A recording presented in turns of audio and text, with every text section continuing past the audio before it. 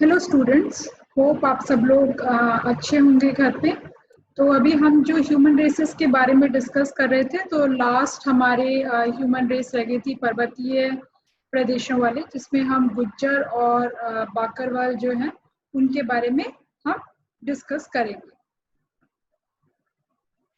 गुज्जर और बाकरवाल जो प्रजाति है, ये जो रेस है, ये इस इथनिक ग्रुप की बात करें, इस ह्यूमन रेस की बात करें, तो ये इंडिया के अंदर ही मिलती है। सुना होगा आप लोगों ने गुज्जर और बाकरवाल के बारे में। तो ये वेस्टर्न हिमालय जो है, पश्चिमी हिमालय वाला जो भाग है, यहाँ पे ये प्रजाति हमें देखने के लिए मिलती है। और ये जो प्रजाति है, इसके हम व्यवसाय की अगर हम बात करें, आर्थिक इनकी जो क्रिया है उसकी अगर हम बात करें, तो ये लोग शीप एंड गोट रेयरिंग करते हैं। घेटा और बकरी जो है इसका पालन करते हैं। और ट्रांस ह्यूमंस जो है एक कॉमन इनके अंदर प्रैक्टिस देखने के लिए मिलता है। ट्रांस ह्यूमंस के बारे में आप लोगों को पहले भी बता चुकी हूँ मैं, जिसमें अपने पशुओं को पालते हुए ये लोग उनकी चराई के लिए एक जगह से दूसरे जगह पे जाते रहते हैं। तो ये जो इनका जो शिफ्टिंग है, एक जगह से दूसरी जगह पे जो जाते हैं, ये इट्स लाइक ऑसिलेशन। ठीक है, जैसे पेंडुलम जो होता है वो ऑसिलेट करता है, उसी तरीके से। क्यों? क्योंकि ये वेस्टर्न हिमालयाज में रहते हैं। पश्चिमी हिमालय वाले क्षेत्र के अंदर मुख्य रूप से इनका रहठान हमें देखने के लिए मिलेगा। ठीक है, तो मेजर जो इनका अगर हम टेरिटरी की बात करें जहाँ पे ये लोग लोकेटेड हैं, तो वेस्टर्न हिमालयाज में हमें देखने के लिए मिलती है। तो वहां से ये लोग towards north and towards south, इनका एक जो ऑसिलेशन है वो हमें देखने के लिए मिलता है। उत्तर और दक्षिण की तरफ मूवमेंट देखने के लिए मिलता है, क्योंकि हम हिमालय के आबो हवा की अगर बात करें, क्लाइमेटिक कंडीशंस हिमालय की कैसी हैं, इस सबसे तो आप लोग वाकिफ ही हैं। इसकी अगर हम बात करते हैं, तो मेजर हमें यहाँ पे देखने के लिए मिलता है कि हिमालय वाला जो क्षेत्र है, ठीक है, इस क्षेत्र में आपके सर्दियों के टाइम पे बर्फ पड़ती है। ठीक है, तो सर्दियों के टाइम पे बर्फ पड़ने के वजह से इन लोगों को सदर्न जो रीजन होते हैं, दक्षिणी जो भाग होते हैं, ठीक है, जहाँ पे कहते हैं बर्फ नहीं गिरती है और जहाँ पे इजीली अपने पशुओं को चराने के लिए घास वगैरह उपलब्ध होती है, तो वहाँ पे ये लोग आ जाते हैं। ये लोअर एल्टीट्यूड रीजन्स होते हैं, यानी कि निम्न ऊंचाई वाले क्षेत्र होते हैं। करीब 1200 मीटर तक की इनकी ऊंचाई हमें देखने के लिए मिलती है समुद्र तल से। और जब आपका समर सीजन आता है, जब उन्हारे का जब मौसम की हम बात करें, तो इस टाइम पे ये जो बर्फ है वो पिघल जाती है।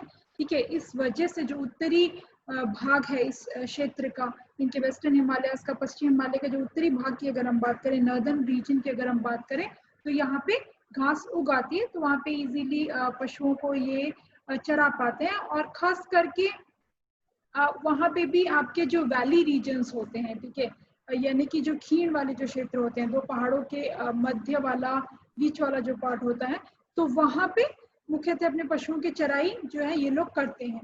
तो मेजर इनके हैबिटेट की हम बात करें, तो आपका नॉर्थ वेस्टर्न जो हिमालयाज है, उत्तरी पश्चिमी हिमालय का जो पर्वतीय भाग है, वहाँ पे ये लोग हमें देखने के लिए मिलते हैं। गुज्जर और बाकरवाल्स की हम बात करें, तो इनका एंसेस्टर हम देखें, इनके पूर्वजों की अगर हम बात करें, तो ये लोग एंशियंट जो गुज्जर ट्राइब है, गुज्जर जो आदिवासी लोग हैं, इससे संबंधित हमें देखने के लिए मिलते हैं। इनके ये मतलब इनका लीनिएज किससे एसोसिएटेड है, इसके बारे में कई सारे वैज्ञानिकों के मत हैं, स्कॉलर्स के कई सारे इसको लेकर के ओपिनियंस हमें देखने के लिए मिलते हैं, जिसमें कईयों का मानना है कि ये जो गुज्जर जो प्रजाति है, ये पेस्टोरल नोमैड्स जो सेंट्रल एशिया के अंदर मिलते हैं, मध्य एशिया वाले पार्ट के अंदर जो आपको पशुओं की चराई करने वाली जो आपके वहाँ पे आदिवासी लोग मिलते हैं, उनसे संबंधित इन लोगों को माना गया है। दूसरा ओपिनियन ये है, दूसरा मत ये है कि जिनमें माना गया है कि गुज्जर जो है ये डिसेंडेंट्स हैं कुशान और आपके यूची ट्राइब के। ठीक है, कुशान और यूची जो आदिवासी प्रजातियां हैं, ये ईस्टर्न तराज जो रीजन है, ठीक है, वहां से बिलोंग करती है। ईस्टर्न तराज आपके रशिया के अंदर है। तो एक मत ये है कि ये मध्य एशिया की जो प्रजाति है, उससे बिलोंग करते हैं, उससे संबंधित है। दूसरा मत ये है कि रशिया की जो यूची और कुशान जो आदिवासी लोग हैं उनसे इनका संबंध माना गया है।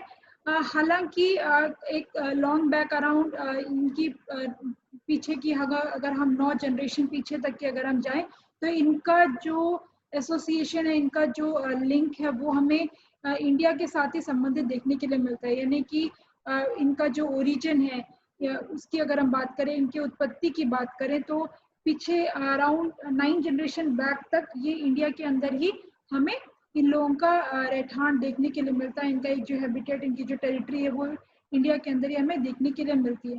रिसेंट जो आर्कियोलॉजिकल और लिंग्विस्टिक और ज्योग्राफिकल एविडेंसेस मिले हैं आपके भाषा और इनके जो भौगोलिक स्थितियां हैं जहाँ पे ये लोग मिलते हैं, उस आधार पर ये पाया गया है कि ये लोग जो है ये गुजरीज के डिसेंडेंट्स हैं। गुजरीज जो लोग हैं उनसे संबंधित है। गुजरीज जो है ये एक्चुअली जॉर्जियंस को बोला जाता है, जो कि ब्लैक सी और आपके कैस्पियन सी जो है, ब्लैक सागर और कैस्पियन सागर जो है इसके मध्य वाला जो क्षेत्र है यहाँ पे रहते हैं ये जॉर्जियंस, जिनको गुजरीज भी बोला जाता है।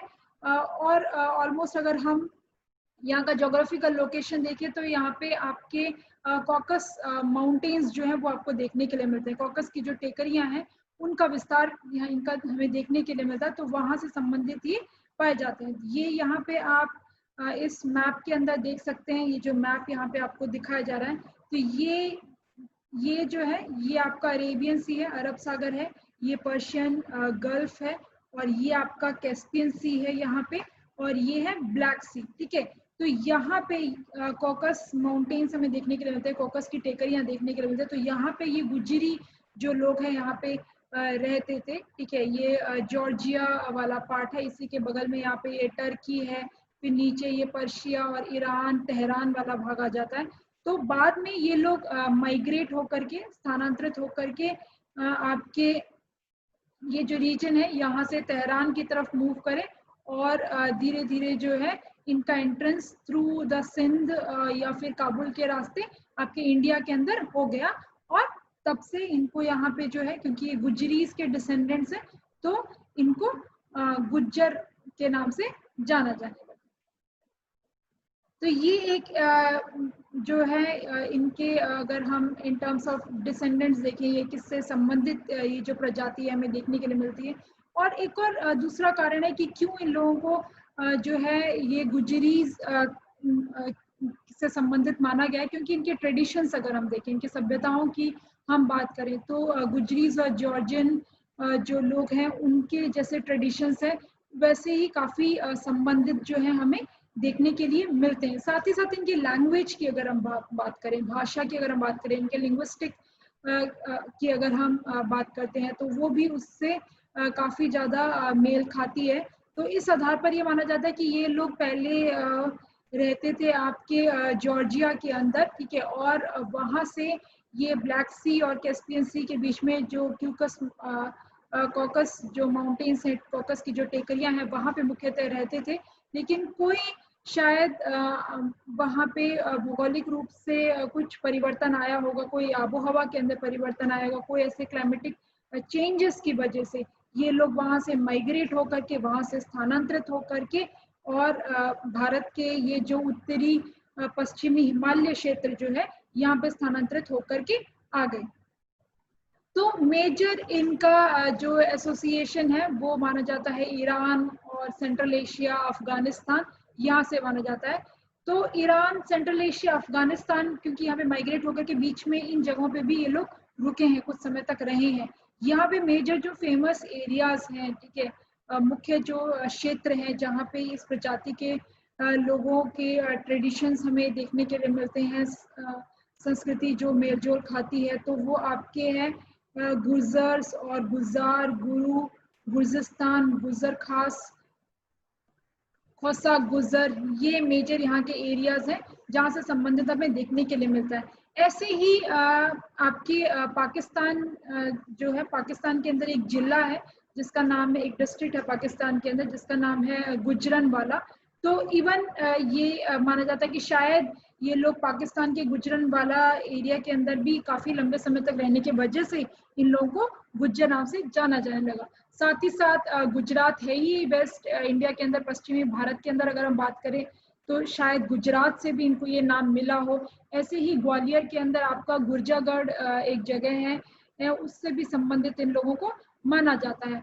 तो ऑलमोस्ट ये मेजर इनका जो है ये नॉर्थ वेस्टर्न हिमालयाज वाले के क्षेत्र के अंदर आए, वहाँ पे इनका मेजर जो हैबिटेट है वो हमें देखने के लिए मिला। लेकिन वहाँ से स्थानांतरित होकर के और कई क्षेत्रों के अंदर ये हिमालय से दक्षिणी पार्ट के अंदर डिसेंड कर गए, और इवन आपके हिमाचल है, राजस्थान है, गुजरात है, साथ ही साथ उत्तर प्रदेश के अंदर अगर हम बात करें खास करके सहारनपुर उत्तर प्रदेश में, तो यहाँ तक ये जो गुज्जर प्रजाति है इनका, ये जो गुज्जर लोग हैं ये इनकी हमें संख्या देखने के लिए मिलती है। यहाँ पर इन लोगों का विस्तार जो है हमें देखने के लिए मिलता है।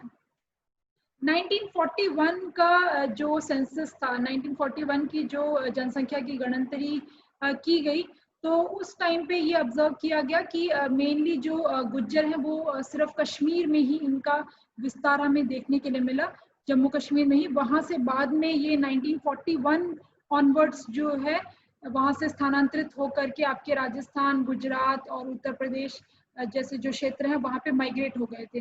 और इसका ये जो रीजन माना जाता है कि क्यों ये जम्मू कश्मीर से भी भारत के ये गुजरात, राजस्थान या उत्तर प्रदेश वाले जो राज्य हैं यहाँ पे स्थानांतरित होकर के क्यों आए, तो यहाँ पे एक आपकी ड्राउट का कंडीशन होने की वजह से, फेमाइन की कंडीशन होने की वजह से, इनकी पशुओं की चराई के लिए उपयुक्त मात्रा के अंदर घास उपलब्ध नहीं होने की वजह से ये लोग नीचे जो है डिसेंड कर गए टुवर्ड्स द पंजाब, और आपके फर्दर इनका जो डिसेंड है वो हमें राजस्थान, गुजरात यहाँ पे देखने के लिए मिला। क्योंकि आज के टाइम पे अगर हम देखते हैं तो गुज्जर जो प्रजाति के लोग हैं वो हमें राजस्थान, गुजरात में काफी संख्या के अंदर देखने के लिए मिलते हैं। इवन आपके पंजाब के जो मैदान है, प्लेन्स ऑफ जो पंजाब जो है वहाँ पे भी इनका काफी मात्रा के अंदर हमें डिस्ट्रीब्यूशन देखने के लिए मिलता है।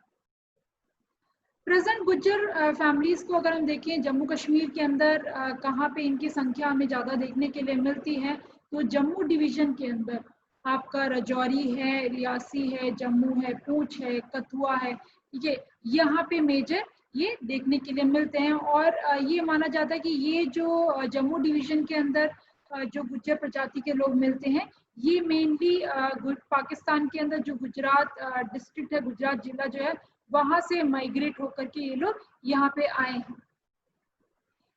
इसके अलावा जो है ये आपके अगर हम जम्मू कश्मीर के अंदर बात करें तो कुन्हार वैली और वैली ऑफ आपके इलाहीवाल जो है, इलाहीवाल की खीण और कुन्हार की जो खीण वाला क्षेत्र है, यहाँ पे भी इनकी संख्या हमें काफी ज्यादा देखने के लिए मिलती है।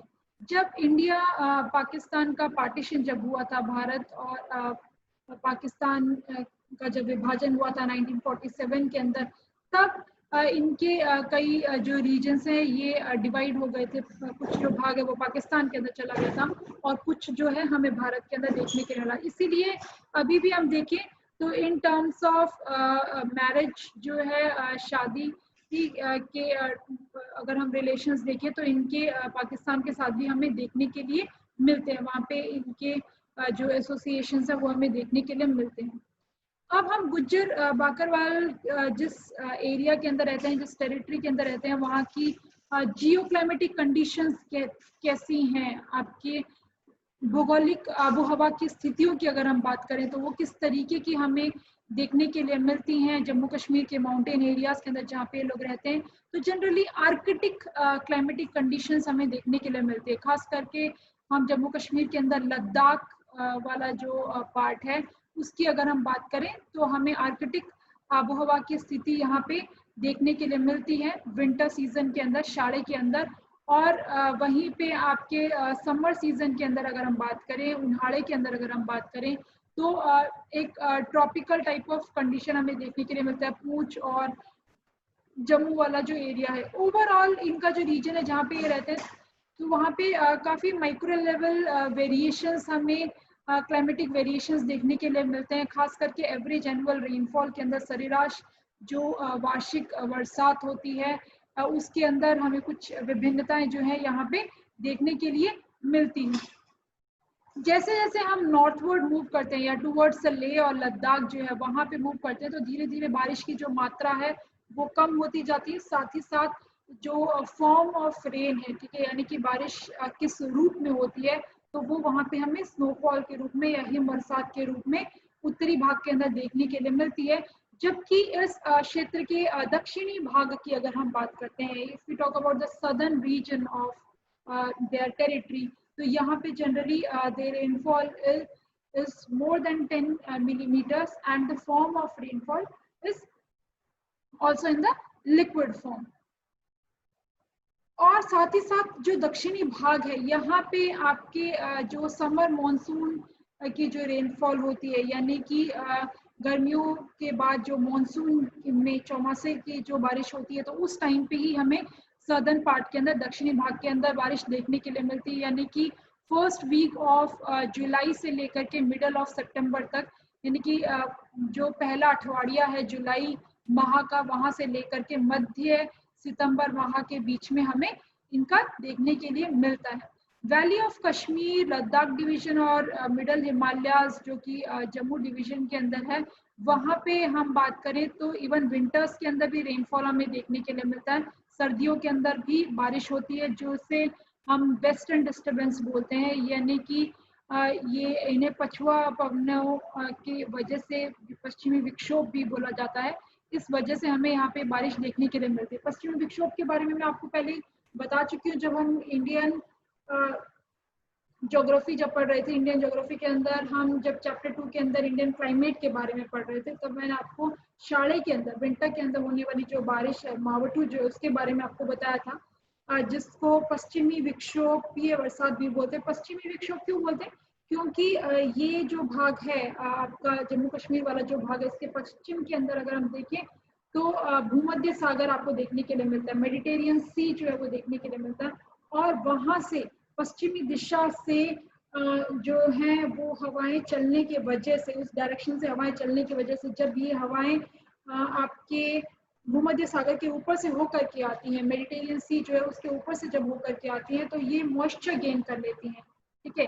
इसके अंदर जो है भेज की मात्रा आ जाती है इस हवा के अंदर, और भेज की मात्रा हवा के अंदर आने की वजह से जैसे ही ये हमारे जो पर्वतीय भाग है, हिमालय जो पर्वतीय भाग है, इससे जब टकराती है तो ये रेनफॉल करती है। हालांकि बहुत ज्यादा बारिश नहीं होती है, सर्दी वाली, शाड़े वाली अगर हम बात करें मावठू की जो रेनफॉल है वो हमें बहुत ज्यादा देखने के लिए नहीं मिलती। और ये जो बारिश है मावठू वाली या जो शाड़े के अंदर होती है, ये नवंबर टू अप्रैल जो माह है इसके अंदर हमें देखने के लिए मिलती है।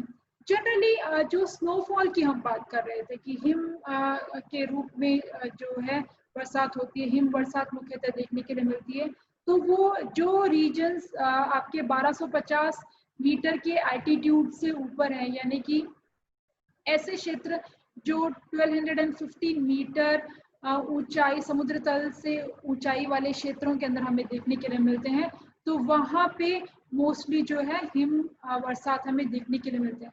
स्नोफॉल का काफी हम इनके इकोनॉमिक या इनके लाइफस्टाइल के अंदर अगर हम बात करें गुज्जर और बकरवाल के, तो इसका काफी बड़ा जो महत्व है वो हमें देखने के लिए मिलता है।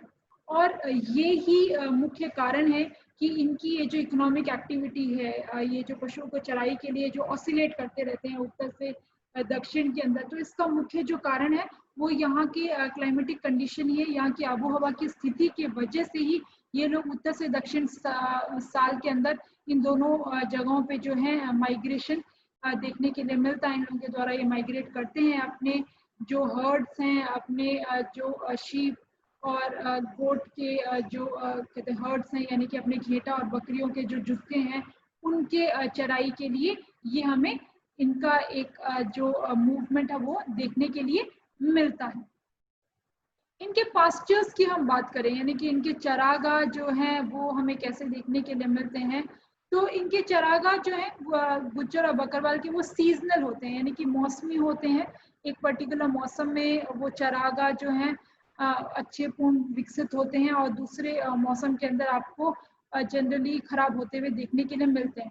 तो हम अगर बात करते हैं विंटर सीजन के अंदर जब ये ग्रेजिंग करवाते हैं, यानी कि शाले के अंदर इनके पास्चर लैंड्स कहाँ पे मिलते हैं, शाले के अंदर इनके जो चरागाह के क्षेत्र हैं वो कहाँ पे मिलते हैं, तो 1250 मीटर से निचले जो क्षेत्र हैं, ठीक है, 1250 मीटर से जो भी आपके लोअर रीजन्स हैं, ठीक है, वहाँ पे अच्छे घास के मैदान मिलते हैं जो कि इनके पशुओं को चराने के लिए पूर्ण रूप से उपयुक्त होते हैं।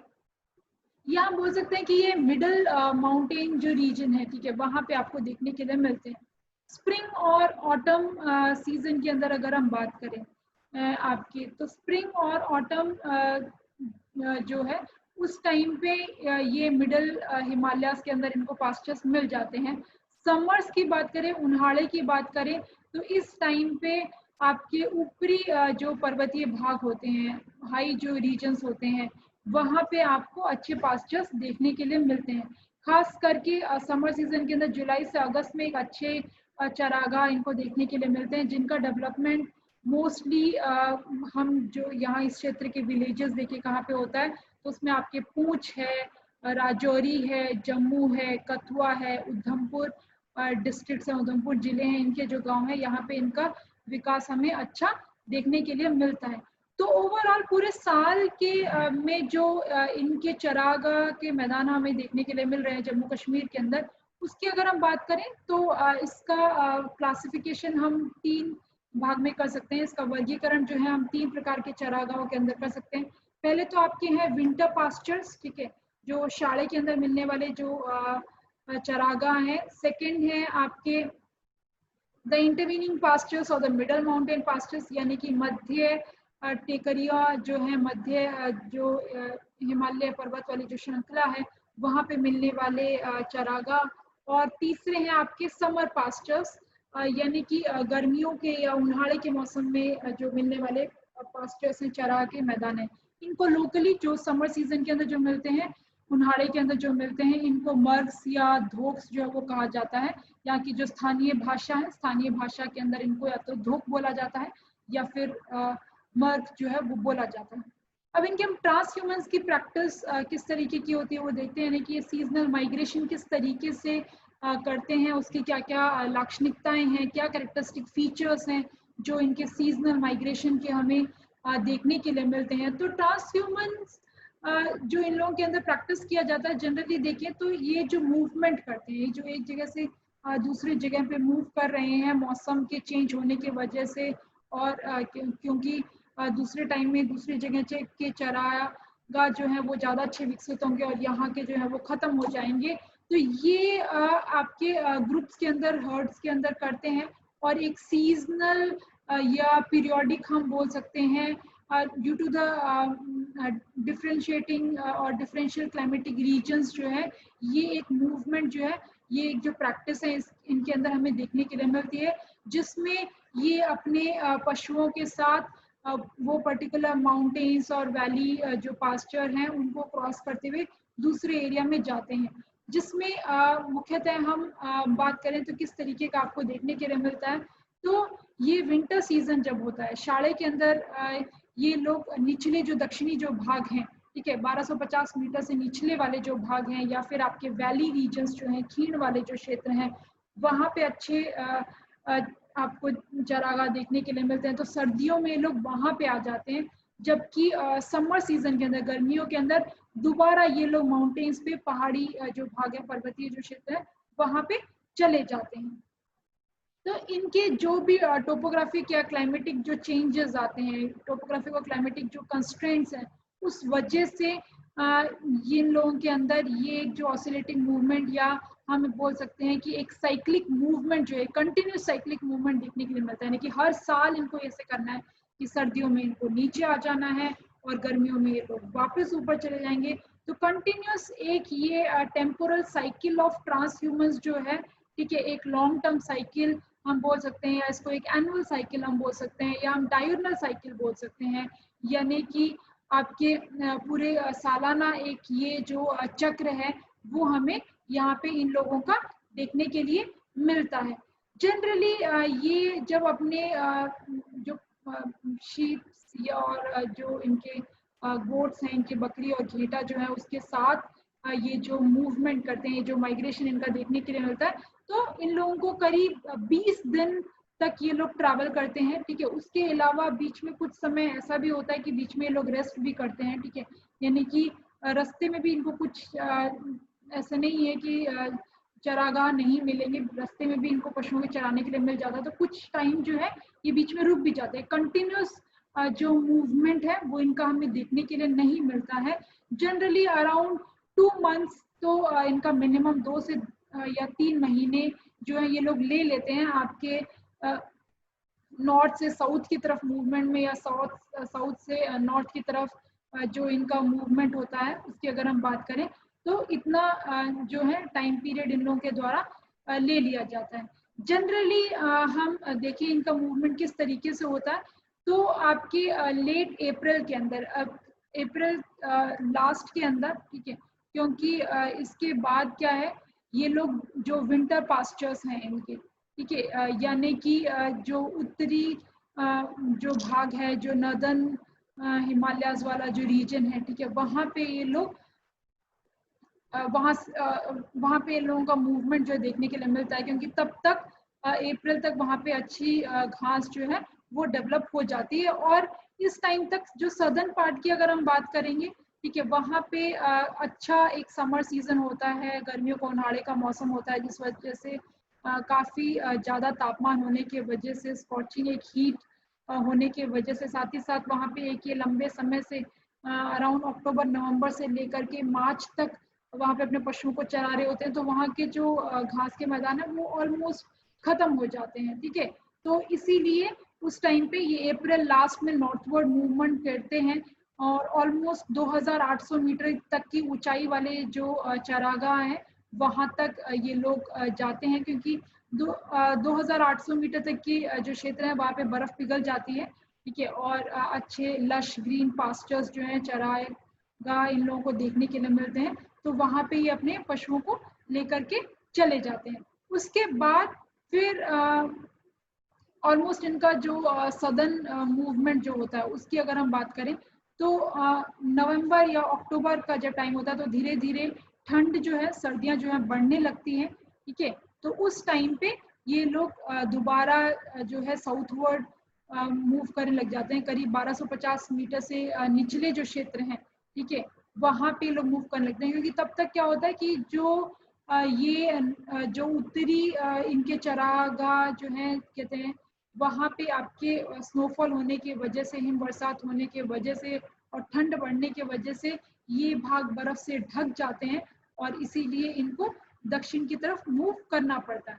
तो ऑलमोस्ट सितंबर महीने के लास्ट के अंदर, ठीक है, ये लोग अपना मूवमेंट शुरू कर देते हैं। तो ये एक इनका पूरे साल का एनुअल जो माइग्रेशन है वो इस तरीके से हमें देखने के लिए मिलता है। ये जो ऑसिलेट करते हैं, जो माइग्रेट करते हैं, क्योंकि हिमालयाज में से माइग्रेट कर रहे हैं, तो बीच बीच में क्या है, डिफरेंट चैनल्स के थ्रू डिफरेंट जो है यहाँ पे दर्रे हैं, ठीक है। दर्रे भी आपको बताया था जब हम यूनिट 1 पढ़ रहे थे भारत का भूगोल का, तो जो हिमालयाज के अंदर मिलने वाले मुख्य दर्रे हैं, तो ये कौन कौन से चैनल्स का यूज करते हैं, कौन कौन से दर्रों के थ्रू ये पास होते हैं, ठीक है, अपने पशुओं को लेकर के, अपने अपने बकरी और घेटा को लेकर के, ठीक है, अपने गोट्स और शीप्स को लेकर के। उसके अंदर अगर हम बात करें तो मेजर इसके अंदर हमें देखने के लिए मिलता है जयमान गली, जो कि 4088 मीटर के ऑल्टीट्यूड पे है। उसके बाद है आपका तोशी मैदान पास, जो कि 4091 मीटर के ऊपर है। फिर है आपका नूरपुर गली, ये 4093 मीटर की ऊंचाई पे है। फिर आपका पीर पंजाल पास है, जो कि 3419। पीर पंजाल इनका काफ़ी कॉमन पास है, जिससे इनका मूवमेंट मोस्टली देखने के लिए मिलता है। फिर आपका दरहाल पास है, जो कि 3946 मीटर पे है। फिर आपका रूपरी पास है 4099 मीटर पे। बुदिहल पास, जो कि 4261 मीटर्स पे है। कौशम पास, जो कि आपके 3123 पे है। ऐसे ही आपका दिगमनाली जेंगमान पास ये 3809 मीटर पे है। बनिहाल पास ये भी काफ़ी कॉमन है। इनका दो मेनली ज़्यादातर कॉमन आपको देखने के लिए मिलेंगे इनके, जिसमें पीर पंजाल और बनिहाल दर्रे हैं, पासेस हैं, ये 3224 पे। और इसके अलावा सरथाल पास, इनका उपयोग करते हुए ये जो विंटर और समर सीजन के अंदर जो इनका माइग्रेशन है या फिर ट्रांसह्यूमर्स जो ये लोग प्रैक्टिस करते हैं, वो हमें देखने के लिए मिलता है। अब इसके दो मेजर जो इनके सबसे इम्पोर्टेंट रूट्स हैं, उनमें किस तरीके से ये अपनी जर्नी कब स्टार्ट करते हैं और कैसे आगे मूव करते हैं, उसके बारे में हम इन डिटेल बात करेंगे। तो सबसे पहले हम बात करते हैं इनका जो पीर पंजाल वाला जो रूट है। तो पीर पंजाल से जो गुज्जर और बकरवाल का जो ये लोग स्टार्ट करते हैं अपना जर्नी विंटर पास्चर से, तो वो शुरू करते हैं टुवर्ड्स विंटर पास्चर। तो 3rd वीक ऑफ अप्रैल माह के तीसरे जो अठवाडिये हैं उसके अंदर, तो इनका जो ये पूरा जुत्था है जो कि उस टाइम पे मूव करता है, इसको खलीफास बोला जाता है। एक खलीफे के रूप में इनका जो मूवमेंट है, इनका एक जगह से दूसरी जगह पे स्थानांतरण हमें देखने के लिए मिलता है। ऑलमोस्ट वहाँ पर पहुँचने के लिए इनको 60 डेज लग जाते हैं। 60 दिन जो है इनको इनके समर पास्चर्स तक, इनके जो धोक्स हैं वहाँ तक पहुँचने के लिए हमें देखने के लिए मिलते हैं, जिसमें से करीब 20 दिन जो है ये लोग ड्यूरिंग द ट्रैवल लगा देते हैं, यानी कि चलने में लगा देते हैं। और बाकी जो 30 से 40 दिन है वो इनके हॉल्ट डेज होते हैं, यानी कि बीच में जो रुकते हैं, आराम करते हैं, अपने पशुओं को जो चराते हैं, वो हमें देखने के लिए मिलता है। इनके खलीफास जो स्टार्ट होते हैं पीर पंजाल रूट से जो जाते हैं, तो वो आपका लंबेरी से शुरू होते हैं, ठीक है। और उसके बाद बीच में ये लोग क्रॉस करते हैं कुछ इम्पोर्टेंट पास्चर्स को, जिसके अंदर आपके है सियालसुई और केसरगला, डांगरी, रजौरी, सच, थाना मंडी और नील देरी, इनको क्रॉस करते हुए जाते हैं। नील देरी जो है यहाँ पे ऑलमोस्ट 2 हफ्ते में ये लोग 14 दिन के अंदर यहाँ पे पहुँच जाते हैं। और पहुँचने के बाद यहाँ पे कुछ टाइम के लिए ये लोग हॉल्ट करते हैं। ये इन लोगों का, क्योंकि इन लोगों को काफ़ी लंबा ट्रैवल करना पड़ता है, ऑलमोस्ट 2 महीने तक ट्रैवलिंग करना पड़ता है, तो अपने रास्ते के अंदर खाने के लिए जो भोजन है या कहते हैं जो भी इनके टूल्स का रिक्वायरमेंट है, या कोई भी इक्विपमेंट्स चाहिए, कोई भी औजार वगैरह चाहिए, या नमक, खाने पीने की जो चीज़ें हैं, वो ये लोग अपने साथ लेकर के चलते हैं। जब ये लोग नील देरी से मूव करते हैं टूवर्ड्स पोशीना, चांदी मीनार और मारा क्रॉस करते हैं, तो बीच में स्ट्रीम एक आती है, एक नदी आती है इनका, चीता पानी नदी, जहाँ पे उस टाइम पे क्या है कि बर्फ पिघलनी शुरू हो गई है, और इसलिए जो नदी है, नदी के अंदर पानी के साथ बर्फ के टुकड़े भी मिलते हैं, ठीक है। तो ये आइस पीसेस जो है ये फ्लो कर रहे होते हैं। तो जिस वजह से ये जो चीता पानी स्ट्रीम को क्रॉस करने में काफ़ी सारे डिफ़िकल्टीज जो है इनको देखने के लिए आती हैं। और ये जो रास्ता है, इस बीच में इनको कई और क्लाइमेटिक सिचुएशंस का ध्यान रखना पड़ता है, खास करके बारिश और हेल स्टॉर्म जो है, बरसात और आपके बर्फ न टुकड़ानी बरसात, यानी कि ओलावृष्टि जो है वो काफ़ी कॉमन यहाँ पे देखने के लिए मिलता है। तो उससे भी इनको अपने जो घेटा और बकरियां हैं उनको बचाने का जो काम है वो देखने के लिए मिलता है। पोशीना से देखें तो पोशीना से जो इनका मूवमेंट होता है, इसके अंदर ये लोग मारा चादीमार, पशुलूना और आपके सथरी, दुबजान जो ट्रैक है उनको क्रॉस करते हुए ये पीर पंजाल को पास करते हुए यहाँ से मूव करते हैं। यहाँ से जब मूवमेंट करते हैं तब आपके अभी जो श्रीनगर सिटी है, ठीक है, श्रीनगर के नॉर्थ ईस्टर्न जो पार्ट है, यानी कि जो डल लेक है, ठीक है, डल झील के किनारे से होते हुए इन लोगों का जो मूवमेंट है वो हमें देखने के लिए मिलता है। और उसके बाद फिर अपने ये जो धोक पास्चर्स हैं, गर्मियों के जो पास्चर्स हैं, वहाँ वो ऑलमोस्ट गडसर जो है, गडसर के अराउंड सिचुएटेड है, वहाँ पे लोग पहुँच जाते हैं। तो ये तो इनका पीर पंजाल वाला रूट है। अब हम बात करते हैं इनके बनिहाल रूट की। ये इनका एक सेकेंड इम्पॉर्टेंट चैनल की अगर हम बात करें, गुज्जर बकरवाल के जो माइग्रेट करते हैं विंटर से समर पास्चर के अंदर, तो वो बनिहाल रूट हमें देखने के लिए मिलता है। बनिहाल रूट से ये अपना ट्रैवलिंग शुरू करते हैं ऑलमोस्ट 20 अप्रैल को, यानी कि हम बोल सकते हैं कि तीसरा जो अठवाडिया है अप्रैल माह का। पीर पंजाल से ये लोग कब शुरू कर रहे थे? दूसरे अठवाडिये के अंदर। और यहाँ पे अप्रैल माह के तीसरा जो अठवाडिया है वहाँ से ये लोग इस टाइम पे अपनी जर्नी शुरू करते हैं। और ये जर्नी शुरू होती है इनकी किरण ग्याल जो है, किरण ग्याल से इनकी जर्नी शुरू हो करके इनके समर पास्चर्स तक, धोक्स तक हमें देखने के लिए मिलती है। ये जो इनकी पूरी जर्नी है, ये जो पूरा एक जगह से दूसरे समर पास्चर्स तक पहुंचते हैं, तो इसके लिए बीच में 12 जगहों पे इन लोगों के द्वारा रुका जाता है। जनरली इन लोगों की मान्यता है ये मंडे या फ्राइडे जो है इसको काफ़ी ऑस्पिशियस मानते हैं, काफ़ी अच्छा माना जाता है। तो ये अपवर्ड या डाउनवर्ड जो माइग्रेशन कर रहे हैं, स्थानांतरण कर रहे हैं, ऊपर जा रहे हैं, नीचे जा रहे हैं, तो उस टाइम पे मंडे या फ्राइडे मतलब जो वीक के डेज होते हैं, यानी कि सोमवार और आपके शुक्रवार जो है, उन दिन को ज़्यादा बेस्ट माना जाता है। ये जो बीच में जो पास्चर्स आते हैं, जहाँ पे इंटरवीनिंग जो पास्चर्स आते हैं, इनके जब ये मूवमेंट कर रहे हैं, अपना जो 12 जगह आती हैं उसमें है आपका मनवाल, कत्था, सुरिनकुंड, गभी कत्तार, बनिहाल, दिंगुंटर, पच्छबदल, सलार, मस्तीनर, गिरवार, चंदनवारी, गबदावाला, पतरंजनी, सुखनाला, ये जो हैं पास्चर्स यहाँ पे देखने के लिए मिलते हैं। कठार से बनिहाल तक का जो रास्ता है वो काफ़ी कठिन, काफ़ी मुश्किल वाला होता है। इस बीच में हालांकि जो नेशनल हाईवे नंबर 1 है वो भी आता है, उसको भी क्रॉस करना होता है। तो यहाँ पे इनको ये कठिन रास्ता होने की वजह से इनको कंटिन्यूस यहाँ पे रुकने का कोई प्रोविजन नहीं है, बीच में रुकने की कोई पास्चर नहीं है, चारागाह नहीं है। तो ऑलमोस्ट इनको 23 to 24 आवर्स तक चलते रहना पड़ता है, एक दिन तक जो है ट्रैवलिंग यहाँ पे इन लोगों को देखने के लिए मिलती है। और क्योंकि अभी नेशनल हाईवे नंबर 1 इस बीच में, रास्ते के बीच में होने के वजह से क्या है कि एक्सीडेंट वगैरह होने के चांसेस भी काफ़ी ज़्यादा होते हैं। तो इस वजह से भी इस जर्नी के टाइम पे इन लोगों को काफ़ी ज़्यादा ध्यान रखना पड़ता है।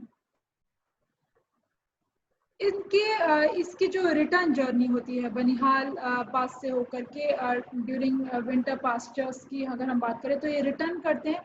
लौटने की जो जर्नी है वो सितंबर के महीने में शुरू होती है, सितंबर माह के अंदर हमें देखने के लिए मिलती है। क्योंकि सितंबर माह के अंदर क्या होता है कि धीरे धीरे जो है नाइट का जो टेम्परेचर हो रहा है, रात्रि के समय जो तापमान है वो बहुत ज़्यादा कम होने लग जाता है, कभी कभी तो फ्रीजिंग पॉइंट के करीब चला जाता है। और इवन जो फॉग है, जो धुम्मस है, उसकी भी मात्रा काफ़ी ज़्यादा बढ़ जाती है। और जिसकी वजह से वहाँ के जो पास्चर्स हैं, वहाँ की जो घास है वो इतनी ठंडी होने के वजह से, ठंडे इतने कम तापमान, निम्न तापमान होने के वजह से वो जलने लग जाती है। ठीक है, इसलिए वहाँ से इनको डिसेंड करके जो इनके समर पास्चर्स हैं, धूप जो है, वहाँ पे वापस इन लोगों को रिटर्न करके आना पड़ता है। और इसमें भी ऑलमोस्ट 60 डेज जो है वो लग जाते हैं। और बीच बीच में ये रुकते भी हैं, जिसको पारोस कहा जाता है, रास्ते में जो इनका जो भी हॉल्ट्स ये लोग लेते हैं।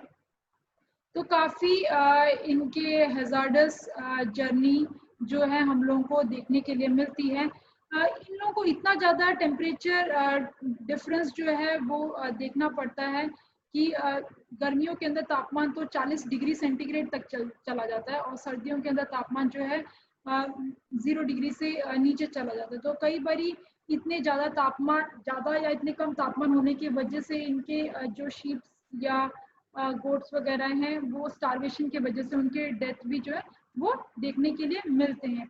तो काफ़ी ज़्यादा एक हार्ड जो इनका लाइवलीहुड है वो हमें देखने के लिए मिलता है।